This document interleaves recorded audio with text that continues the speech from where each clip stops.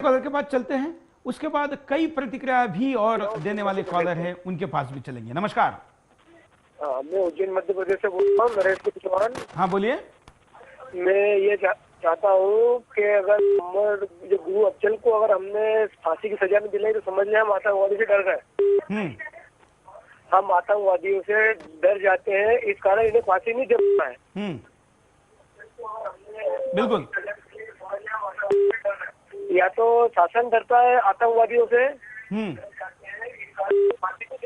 या फिर हम लोग शासन का पूर्ण रूप से लाभ नहीं ले पा रहे। लाभ ये नहीं ले पा रहा है कि शासन हमारे को परिपूर्ण रूप से उसका फैसला नहीं सुना रहा है। अगर फांसी तय होगी तो उसको फांसी दे देनी। बिल्कुल, धन्यवाद। अगले कॉलर के पास चलते हैं, और भी कॉलर अपनी बात को रखना चाहते हैं। नमस्कार। हाँ सर, मैं नोएडा से बोल रहा हूँ। हाँ। मनीष कुमार सिंह। हाँ। सर, जिस तरह से राजनीति हो रही है इस समय, जो भारतीय राजनीति का जो परिप्रेक्ष्य है वर्तमान में, जिस तरह से मतलब जो अहम मुद्दे हैं उन मुद्दों को भूलकर और पूरी तरह से एक अपना उल्लू सीधा करना कह सकते हैं, चाहे वो यूपीए 2 की बात करें चाहे यूपीए 1 की बात करें, तो तमाम भ्रष्टाचार हुए। उसके बाद सरकार, चाहे वो अफजल गुरु का मुद्दा हो, चाहे उसके बाद तमाम जो मुंबई अटैक हुए उसमें अजमल कसाब की बात हो, सरकार इसको वोट की राजनीति में तब्दील करने में लगी हुई है। तो सर, एक बात जो सबसे बड़ी उठती है कि क्यों सरकार को ऐसा करने से आखिर क्या वो वोट बैंक कुछ समय के लिए रहता है। अब वो सरकार बात करती है कि हम सांप्रदायिक नहीं है, ये आरोप बीजेपी पर लगाती है, जबकि सरकार के अगर इन मुद्दों को देखा जाए तो खुद एक सांप्रदायिक पार्टी बन चुकी है कांग्रेस। तो कितना सही है ये? लेकिन जिस बीजेपी की आप बात करते हैं उसने भी अफजल गुरु के फांसी के लिए बात तो की, लेकिन उतना संघर्ष क्यों नहीं किया जो कि उस संघर्ष का अंतिम परिणाम अफजल की फांसी होना चाहिए था। हाँ सर, बिल्कुल। देखिए, बीजेपी ने अपनी तरफ से पूरी कोशिश की, लेकिन कांग्रेस उसको मुद्दे को टालते रही। राष्ट्रपति के पास जो मुद्दा इतने दिन से अटका हुआ है और राष्ट्रपति के पास भेजना चाहिए था, कब आज अजमल कसाब हुआ, चाहे वो अफजल गुरु की बात है, इन दोनों, धन्यवाद, दोनों ही हम आपको यहाँ पर दिखाते हैं। अगले कॉलर से बात कराते हैं, उसके बाद आपको हम कुछ बाइट भी दिखाएंगे। एक अगले कॉलर। नमस्कार। हाँ सर, मैं मोहम्मद तारिक बोल रहा हूँ भदोही से। बोलिए मोहम्मद भाई। और ठीक है सर? बिल्कुल सर, ये बताइए, अरे ये हेलो। हाँ हाँ हाँ सर, अफजल गुरु की फांसी होनी चाहिए सर, एकदम।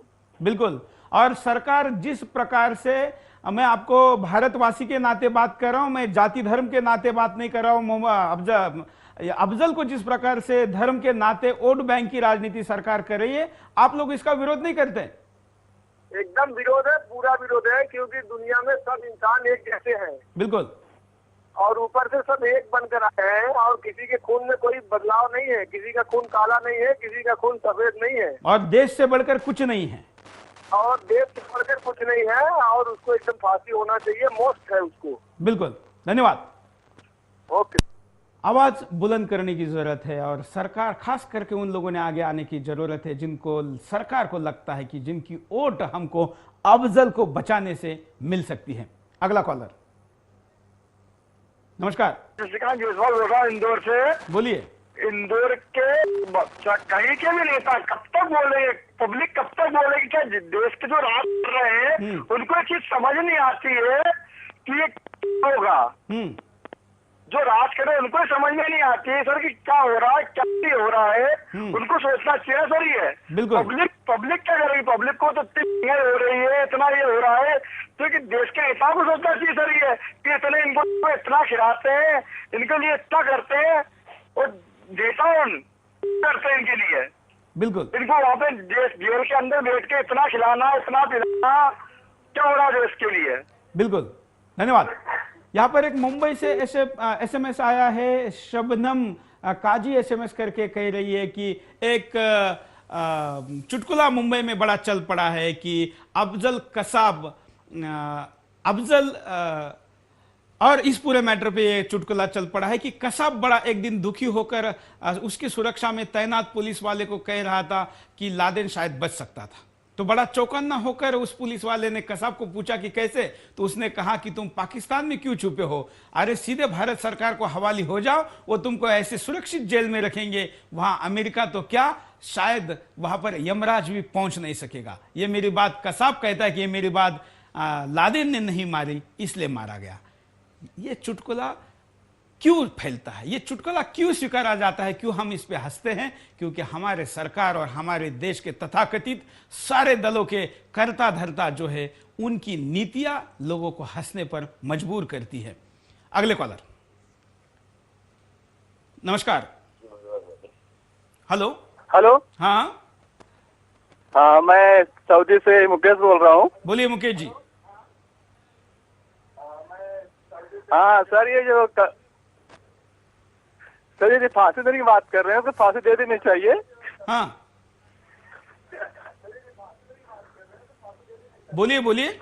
हेलो। हाँ ये जो अफजल गुरु को फांसी देने की बात चल रही है, इसको तो फांसी कभी का दे देनी चाहिए थी। बिल्कुल, आप दीजिए फांसी, और जो देश के भ्रष्ट नेता हैं इन सबको भी दीजिए फांसी, बाद में खुद भी लटक जाइए। ये हताशा में आप कह रहे हैं, लेकिन आप अगर कुछ नहीं करेंगे तो खुद को लटकने की बारी भी आएगी। इसलिए बोलना जरूरी है, आवाज उठाना जरूरी है, संघर्ष करना जरूरी है। अगले कॉलर। नमस्कार। हेलो। हेलो, बोलिए। हाँ हेलो। नमस्कार। हाँ नमस्कार साहब, बोलिए। मैं गुजरात से बोल रहा हूँ, गुजरात से। हाँ साधुराम लालवानी। हाँ बोलिए। आज मेरे को कसाब का नंबर चाहिए, मिलेगा आपको? आप कसाब हेलो, जेल में तो मोबाइल भी होते हैं साहब। बिल्कुल, इनके पास तो सैटेलाइट फोन भी हो सकता है। हाँ? बिल्कुल। हेलो, आप किसी राजनेता को फोन करिए, मेरे पास तो नहीं मिलेगा। आप किसी राजनेता को फोन करके देखिए। मैं तो आपको फोन कर रहा हूँ, राजनेता को क्या फोन कर रहा हूँ? बिल्कुल। आज तो मैं पाकिस्तान का न्यूज भी देखा था, एक निर्दोष आदमी को मार डाला। हाँ। हेलो। हाँ, धन्यवाद। हम अगले कॉलर के पास चलते हैं। हम और भी कॉलर से बात करेंगे। हम कहेंगे कि कॉल अपनी पूरी बात करे और तय करके बात करे, तो शायद आप ज्यादा अच्छी तरीके से अपने बात को रख पाएंगे। अपने पूरा सोच लीजिए कॉल करने के पहले कि आपको क्या कहना है, क्यों कहना है, किस तरीके से कहना है। क्योंकि ये कार्यक्रम में हम जब मंथन करते हैं, चिंतन करते हैं, तो उसमें आप आपकी कॉल की जो आहुति डालते हैं वो पूरे विचार के साथ अगर डालेंगे तो हम शायद ज्यादा अच्छा परिणामकारक रिजल्ट इसके द्वारा ला पाएंगे। हम परिणामों पे भी नजर डालेंगे, कॉलर के साथ भी बातचीत करेंगे। नमस्कार। हेलो। हेलो। हाँ बोलिए। हाँ सर, मैं अजय प्रकाश यादव, सोशल वर्कर बोल रहा हूँ। बोलिए अजय जी। हेलो। हाँ बोलिए। हाँ नमस्कार सर। नमस्कार। मैं अजय प्रकाश यादव बोल रहा हूँ। हाँ। आजमगढ़ से। हाँ हाँ। जो है कसाब को सर फांसी दे देनी चाहिए। अभी जो है कि देशद्रोह का जो है किसने जो इल्जाम किया है, न जाने सीमा पर कितने लोगों की जाने गई हो, और ये राजनेता क्या जानेंगे, नेता क्या जानेंगे। जिस परिवार से बिलोंग करता है जो सैनिक मारा जाता है, उनके लिए इन लोगों ने क्या सोचा है।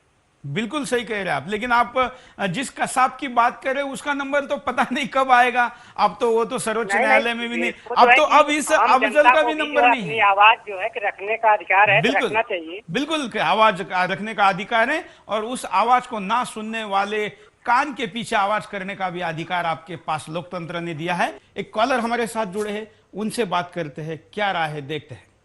नमस्कार। हेलो। हाँ बोलिए। हम कॉलर को कहेंगे कि आप पहले कॉल पर ध्यान दीजिए और फिर अपने आवाज को सुनिए।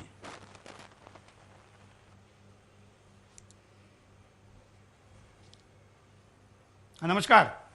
हाँ भाई साहब, मैं मनीष पांडे बोल रहा हूँ फैजाबाद से। बोलिए मनीष जी।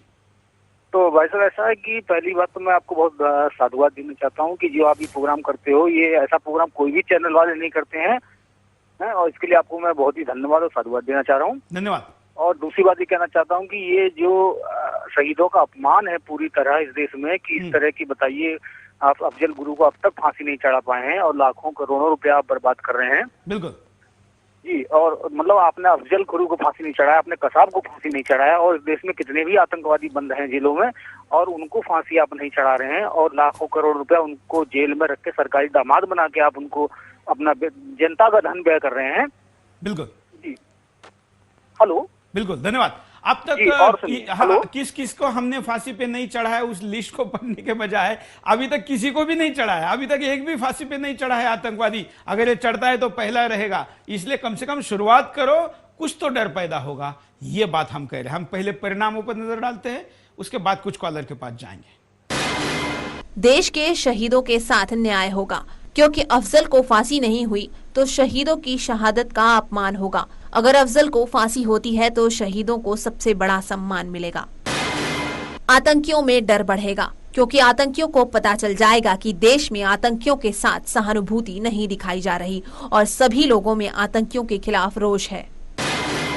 पाकिस्तान के मंसूबों पर पानी फिरेगा, क्योंकि पाकिस्तान को महसूस हो जाएगा कि भारत में उसके बनाए आतंकियों को माफी नहीं, फांसी दी जाती है, जिससे आतंकी डरने लगेंगे। राष्ट्रपति दबाव में नहीं झुकेंगी। आज देश में ऐसा महसूस हो रहा है कि राष्ट्रपति सरकार की कठपुतली की तरह काम कर रही है, जिससे लोगों को शक है कि राष्ट्रपति सही निर्णय नहीं दे पाएगी।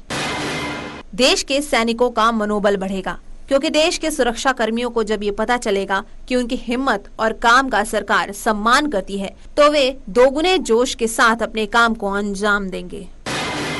जनता सुरक्षित महसूस करेगी।